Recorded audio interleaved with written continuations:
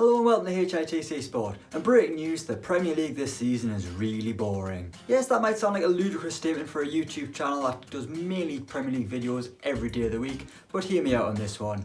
After watching Liverpool's 3-2 win over West Ham on Monday night, which in fairness was quite an interesting game, I had a little bit of an epiphany. The Premier League isn't as exciting as it's cracked up to be. So let's do it. Here are X reasons why the Premier League is really boring this season. I don't have a set number. This could go on forever. It probably won't. At the time of recording, it's February and Liverpool are on the brink of the Premier League title, and they have been since about Christmas. That's how plain sailing it's been for the Reds this season. They are 22 points ahead of Manchester City. They haven't lost a game. What was that? They're 22 points ahead of Manchester City, which is remarkable. They haven't been beaten all year. But in turn, that's made the season really boring. And that's not a knock on Liverpool at all. It's a knock on the other 19 teams who just let them have a free hit every week. Only Manchester United have caused them to drop points. In contrast, Liverpool have actually failed to win 3 times already this season in Europe. So what are the Premier League teams doing wrong that the European teams are doing right? Let's look a little bit further down the league. You've got Leicester City in third, who before Christmas were doing amazing. People were actually talking them as title contenders. But since the turn of the year, they haven't been great really, have they? Yet they're still third in the Premier League. No matter how poor they've been, they haven't shifted in the league. There's no one really competing. You can go on a run of losing 3 games and you end up just staying where you are, thereabouts. Is there really any excitement in that? The big drama the other week was Manchester City getting a European ban, which could mean that 5th place in the Premier League gets a Champions League slot next season. And you just know that's going to be the talking point come the final day of the campaign, providing it's all still to play for. The media will drag it out and say this is the race for 4th, this is what it's all been about. 38 games come down to one moment, but really no one actually cares unless you support any of the teams involved. I mean, who gives a toss who's in the Champions League? In the past few years when Arsenal haven't been in it, I haven't missed them. At the end of the day, it's just 32 teams from European leagues competing for a big trophy that looks like a big pair of ears. If you're an Arsenal fan, I don't know why I'm talking about Arsenal, but if you're an Arsenal fan, obviously you want to be in the Champions League because it's the most elite competition in Europe. But for me, as a Newcastle fan, couldn't give a toss whether Arsenal are in it or not. Same for Chelsea, Liverpool, Man City, whoever it is. Yeah, Sheffield United would be a great story getting in, so as the underdog you're rooting for them, but really in the grand scheme of things it's not going to matter. If we quickly go to the bottom of the league, Norwich are as good as down. Is there any chance of them surviving? I mean, they could win 3 or so games on the bounce and get themselves back in contention, but can anyone really see that happening? I can't. Other than that, the race for relegation might become exciting as there's only 2 points separating 4 teams I think, so a few results could mix that up, but really, I'm not interested. At the end of the day, all Premier League teams are doing now is trying to survive. That's the top and bottom of it. Unless you're competing to get into the top 6 and playing European football, you're just playing to survive. That's all that matters. With the amount of money on offer in the Premier League now, all you've got to do is finish above 18th, and you've had a good season financially. That's why teams are fighting so hard to get out of the Championship and get into it. That's why the Championship playoff final is one of the most lucrative games in world football. The gap between the 2 divisions is huge. That's why littler teams are struggling to get out. You'll find teams are spending big money in the Championship to get out, on the basis that they will get promoted, because if they don't go up, they are proverbially Then when you get to the Premier League, you've got teams who just aren't trying to progress. Taking Newcastle for example. Throughout Mike Ashley's reign of terror, all they've done is the bare minimum, just staying up, and if they go down, they go down. They'll come straight back up. But all they've tried to do is survive in the Premier League. At no point have they tried to achieve anything, shown any ambition, and kick on up the table. That's why fans love Rafa Benitez so much, because he wanted things to change. But the hierarchy didn't agree, and he's gone. Now Newcastle have got Steve Bruce, a man who before them was managing mid-table side Sheffield Wednesday in the Championship. He's got no Premier League credentials really. But because Mike Ashley and Lee Charnley thought he could do the bare minimum and keep Newcastle in the Premier League, he got the gig. I mean, not too long ago, Newcastle actually finished 5th in the Premier League, then narrowly missed out on finishing 4th and getting Champions League football. Although they wouldn't have actually got Champions League football because that was the year Chelsea won the Champions League and forced Tottenham into the Europa League. But anyway, I digress. To kick on that summer, Newcastle signed 1 permanent player. That man was Vernon Anita. With all due respect to Vernon Anita, he's not the kind of player that's going to transform your side after you've just nearly qualified for the Champions League. Back to this season, you've got Steve Bruce who spoke time and time again about not having the players capable of playing nice flowing attractive football, so instead he's having to defend for their lives and just sit in and defend. I've said defend twice. It's absolutely awful to watch. It's practically anti-football. For fans of Newcastle United, they don't care just about surviving in the Premier League. There's this myth goes around that Newcastle fans think they should be in the top 4 every season and competing for honours, but no, that's not it. They just want to see a bit of ambition. They don't want to see a team just survive and float around in the Premier League.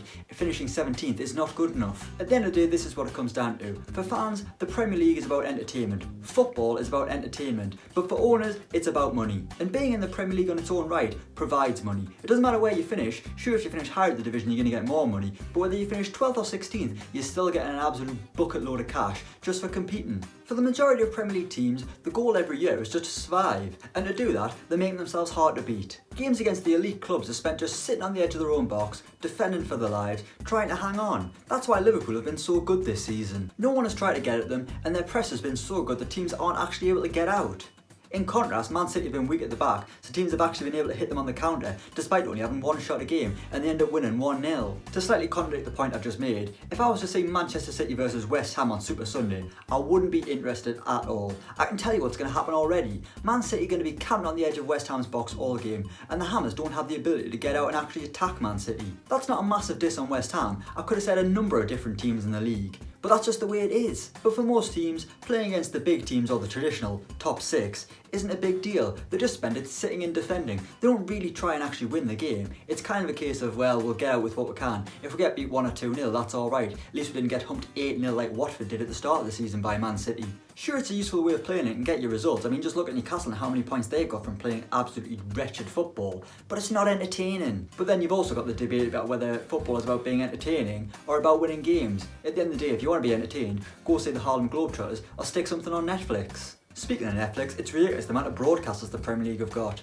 If you want to watch every televised game, you need Amazon, BT Sport and Sky Sports. That's going to cost you a small fortune, especially if you've already used your free trial for Amazon. But anyway, that's not what this video is about. With the amount of money kicking about in the Premier League, can anyone really actually achieve anything other than Liverpool, Man City, Man United, Chelsea? With the amount of money available to them, lower clubs are now having to spend an absolute fortune on players. And they're not reaping the benefits. They're only spending it because they have to. Teams elsewhere will charge you a premium just because you know they've got the money. Newcastle spent 40 million on Joelinton. I mean, that's ridiculous. I know I keep talking about Newcastle, but it's my best reference point. So you've just got this endless chain of money.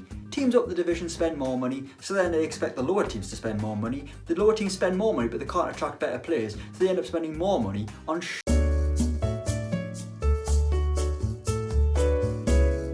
When you look at it this season, who's been exciting to watch? For me, Liverpool, Wolves, Sheffield United, Leicester at the start of the season. I mean, they're not bad now, they're still good. This isn't a video about, oh boo-hoo, the Premier League crap. There is some good watchers. Sheffield United are an absolute breath of fresh air with the way they play. Chris Wilder's approach is sensational. But why can't more teams do what they do? A lot of the time, watching the Premier League is not fun at all. You can predict what's going to happen before the game. And with certain things about the league already sewn up, why should we care? If it's a mid-table clash between, Everton and Arsenal last week, it was an entertaining game, but in the grand scheme of things, is it going to matter?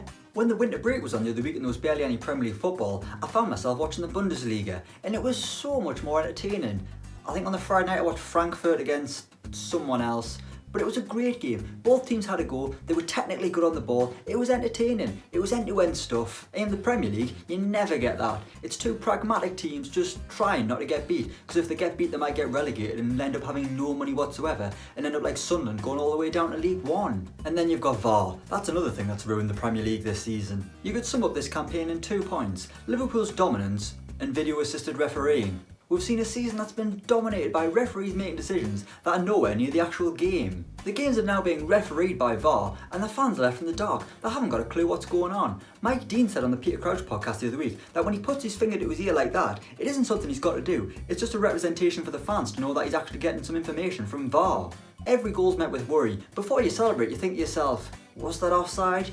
His toenail could have been just slightly past the defender. That's not how you should celebrate a goal. You should be going your absolute limits, jumping up and down, rather than worrying about looking like a tit when the goal's disallowed 5 minutes later. VAR's certainly got its strengths, but the Premier League just aren't using it well at all. If you look in the Champions League, it's seamless. It doesn't take them long to make a decision, and after it, no one's really talking about it. But at the end of the day, the problem is the Premier League has the monopoly. We've simply got to care about it. Us as a YouTube channel have to care about the Premier League. 9 out of 10 of the videos we make are about the Premier League. That's why people watch. If I was to make a video about every League 2 team's most expensive player, no one's going to give a toss, unless you're a fan of... Unless you're a fan of Salford or one of the other 23 teams, why are you going to care? It's a difficult situation, and the big worry is, I can't see the Premier League improving. Liverpool are just going to get better and better, Man City will just splash the cash to try and catch them, and it'll just leave teams further and further away from the top. The money involved will only go up, meaning the price of survival will only increase. Therefore, teams will do whatever it takes to stay in the division. So there we have it, rant over. Those are multiple reasons why I think the Premier League's been really boring this season. Am I right? Am I wrong? Have I overrated it? Maybe a little bit, but let us know in the comments below. But more importantly, one thing I do want to know is this mug yellow or orange? I think it's yellow, my girlfriend says it's orange. So there we go lads, that's the end of the video. You can follow me on Twitter, I'm at HITC James, but more importantly don't forget to like, share and subscribe as we continue on the road to 400,000 subscribers.